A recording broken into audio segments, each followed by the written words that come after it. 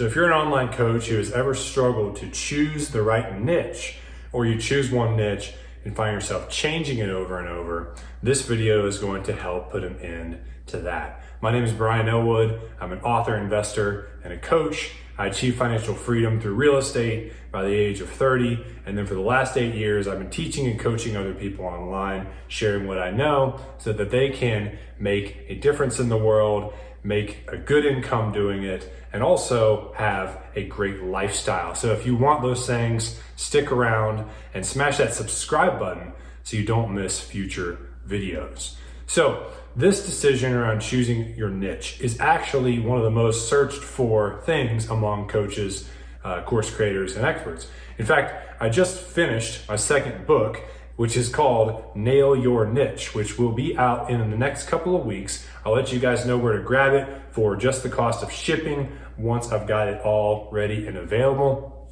But this topic is broad, and there's actually more decisions than just choosing like the topic that you want to coach on, right? There's choosing the type of client that you want to serve. That's really part of your niche. There's choosing the outcome that your coaching program delivers, right? There's choosing the way that you're going to distinguish yourself from the competition and make yourself unique and stand out. Give yourself that competitive edge. I cover all of that in depth in my book, Nail Your Niche. But for now, I want to just talk about the niche itself. So the traditional use of the word, like, are you going to coach people in leadership or real estate investing or sales or health, right? How do you choose which topic you should coach other people on? Here's how I'll have you think about this decision. Imagine that you're locked in the library all day and you're by yourself and you've got no agenda other than to enjoy yourself. And the library has books on every subject imaginable. And so you cruise the aisles for almost an hour and you've got a basket and you're just putting book after book in there that you want to read because you enjoy it. Now, you've got enough books and you go over to the big comfy couch sitting by the fireplace to just read all day and just enjoy the shit out of yourself and learn. Now, my question for you is, what topics are those books about?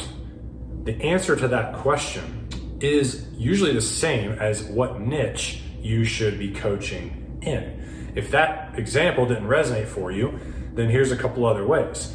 Get out your phone, look at the podcasts that you're currently subscribed to, look at the last 10 audiobooks you've listened to, look at the YouTube channels that you frequent the most.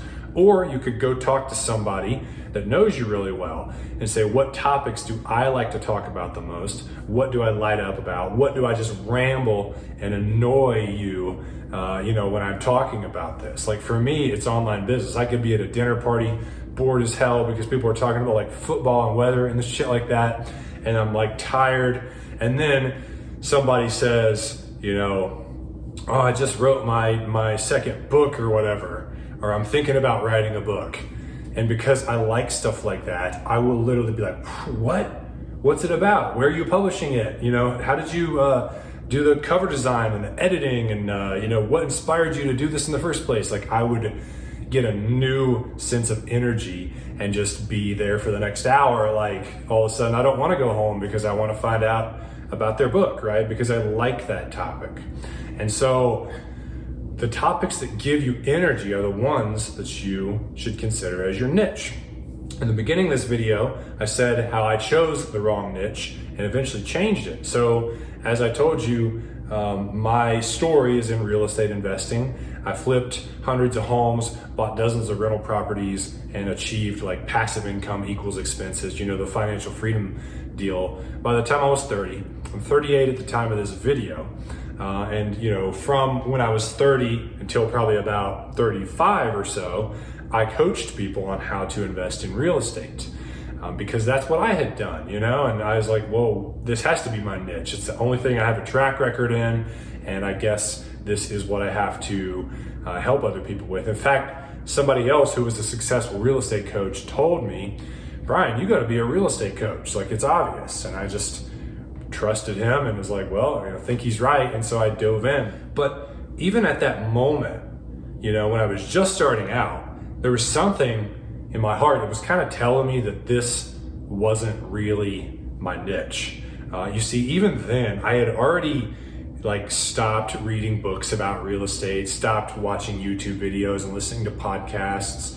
I was even slowing down my own investing. I sort of scratched that itch. It's like money is the big elephant in the room. It's the big problem in everyone's life until you figure it out. But then, at least for me, I didn't care about making more and more money. I had enough, assets and passive income built up where I wanted to do something new.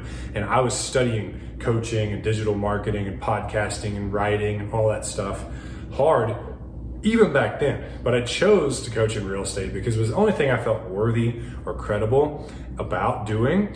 And ultimately, I burned out on that niche relatively fast, 5 years, give or take. But really, I was burned out on it in 2 or 3 years. I just did it for another 2 or 3 because I didn't know what to do. I didn't know how I could pivot or whatever. The interesting thing, in a previous video, I talk about choosing your ideal client demographic.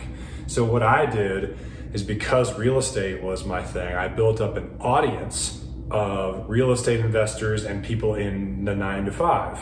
And I had a podcast. I got thousands of downloads per episode, thousands of people on my email list. I built a Facebook group. I did all that stuff.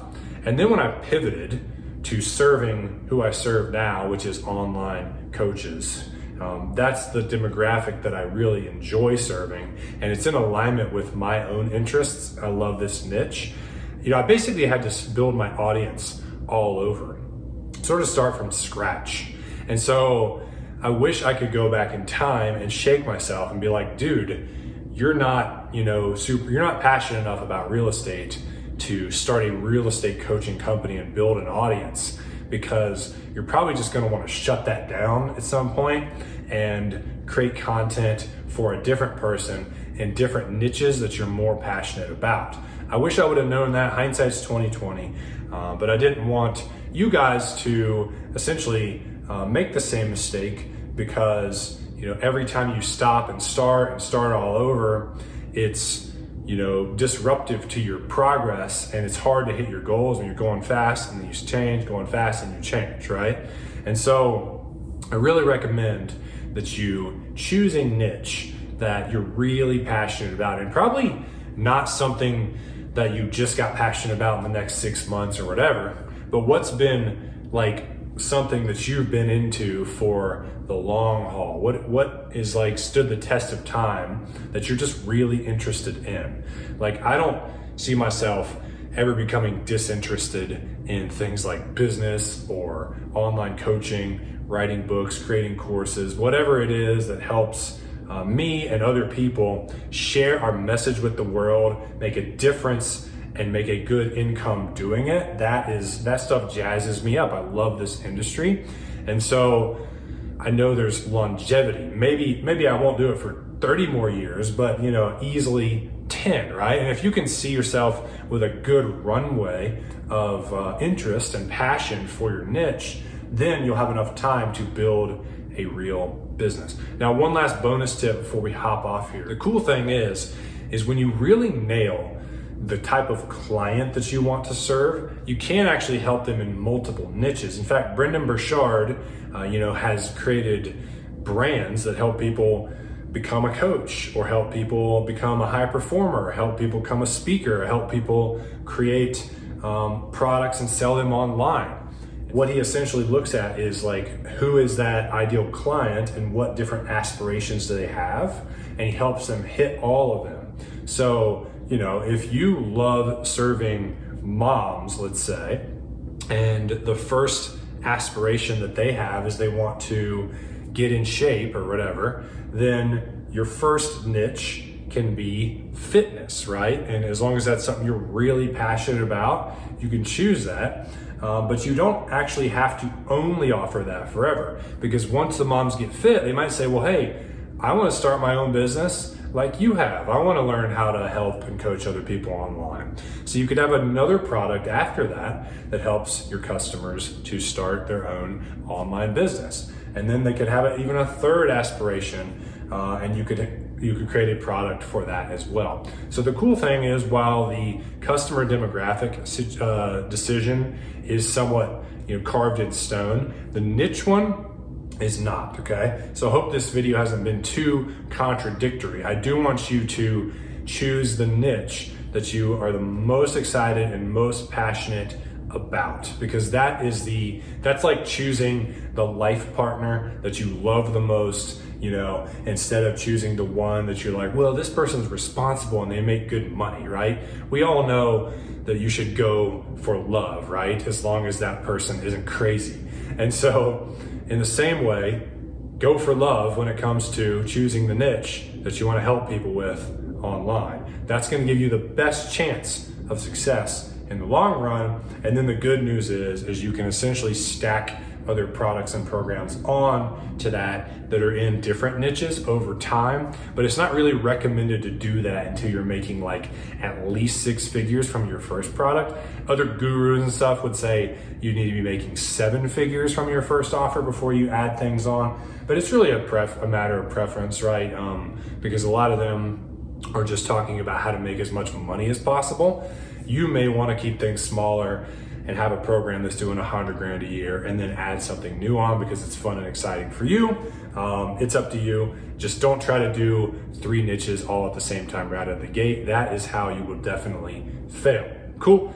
I hope that was helpful for you guys. If you like this video, give it a thumbs up. Don't forget to hit the subscribe button. Comment down below and let me know what your niche is, or if you have any questions about choosing your niche, I'm happy to answer them for you in the comments. My name is Brian Elwood. I'm here to help you make more money and make an impact in the world, and I will see you in the next video.